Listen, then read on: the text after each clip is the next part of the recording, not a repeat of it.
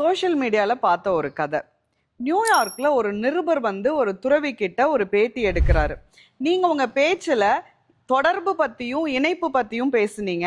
எனக்கு இந்த ரெண்டுமே குழப்பமாக இருக்குது. தொடர்புனா என்ன, இணைப்புனா என்னன்னு எனக்கு கொஞ்சம் டீட்டெயிலாக சொல்லுங்கள் அப்படின்னு துறவி கிட்ட கேட்குறாரு. துறவி ஒரு புன்முறுவலோட, நீங்கள் நியூயார்க்கில் தான் இருக்கீங்களா அப்படின்னு கேட்குறாரு.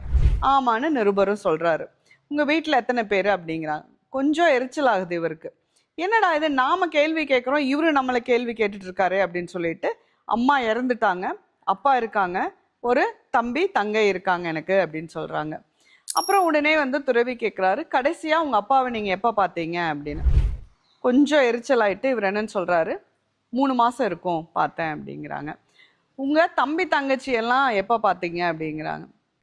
3 வருஷத்துக்கு முன்னாடி கிறிஸ்மஸ் அப்ப நாங்க சந்திச்சுக்கிட்டோம் அப்படின்னு சொல்றாரு. அதுக்கப்புறமா துறவி கேட்குறாரு, கிறிஸ்மஸ் அப்போ நீங்கள் எல்லாரும் சேர்ந்து எத்தனை நாள் இருந்தீங்க அப்படின்னு. நாங்கள் எல்லாரும் சேர்ந்து 3 நாள் இருந்தோம் அப்படின்னு சொல்லிட்டு அவருக்கு அப்பவே கொஞ்சம் நெத்தியெல்லாம் வேர்க்க ஆரம்பிக்குது நம்ம நிருபருக்கு. அதுக்கப்புறம் நீங்கள் உங்கள் அப்பா கிட்ட எவ்வளோ நேரம் ஸ்பெண்ட் பண்ணீங்க அந்த டைமில் அப்படின்னு கேட்குறாரு. அப்போ அவர் வந்து ஒரு பேப்பர் எடுத்து எழுத ஆரம்பிக்கிறாரு. உங்கள் அப்பா கிட்ட நீங்கள் கேட்டிங்களா, அம்மா இறந்ததுக்கப்புறம் உங்களோட நாட்களை எப்படி செலவிடுறீங்கன்னு நீங்கள் கேட்டிங்களா அப்படிங்கிறாரு. இவர் அப்படியே கிறுக்கிட்டே வந்து லைட்டாக கண்ணெல்லாம் கலங்குது, ரொம்ப இதாகிறாரு.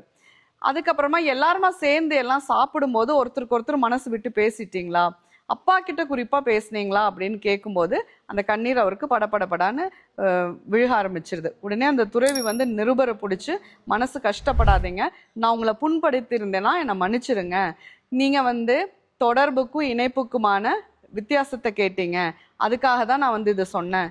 தொடர்புங்கிறத நான் உங்களை பார்க்குறேன், நல்லா இருக்கியான்னு கேட்குறேன், நாங்கள் சந்திச்சுக்கிறோம் அப்படிங்கிறதோட போயிடும். ஆனால் இணைப்புங்கிறது ஒருத்தருக்கு ஒருத்தர் மனசு விட்டு பேசணும், அவங்களுடைய மனசில் இருக்கக்கூடிய சந்தோஷங்களை துக்கங்களை அவங்களுடைய அன்றாட வாழ்க்கையெல்லாம் வந்து உங்ககிட்ட ஷேர் பண்ணணும்.